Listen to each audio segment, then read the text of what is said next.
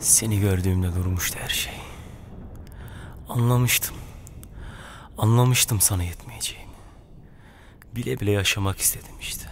Aşkın bendeki sonunu. Meğer ne kötüymüş seni sensiz yaşamak. Sonu belli bu sevdanın, ya ayrılık ya da hasret. İkimiz de unutalım. Ben vazgeçtim, sen de vazgeç.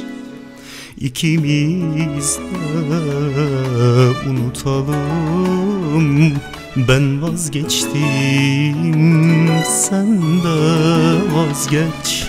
Karanlık bir bulut çöker, harap olur bize sevgi. Umutlarım uçar gider, biliyorum sonu belli. Anlamı yok beraberce yürümenin bu yolları. Bir yalanmış farz edelim, unutalım yaşananlar. Bir yalanmış farz edelim, unutalım yaşananlar. Sonu belli, sonu belli. Bu sevdanın sonu belli. İkimiz de unutalım, ayrılalım, sonu belli. Sonu belli, sonu belli. Bu sevdanın sonu belli. İkimiz de unutalım, ayrılalım, sonu belli.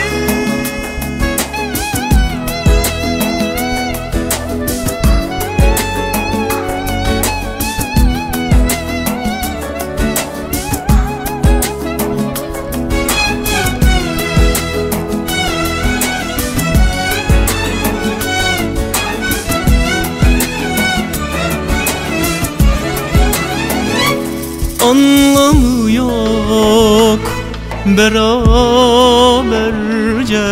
yürümenin bu yolları. Bir yalanmış farz edelim, unutalım yaşananları. Bir yalanmış farz edelim, unutalım yaşananlar. Sonu belli, sonu belli. Bu sevdanın sonu belli. İkimiz de unutalım, ayrılalım, sonu belli.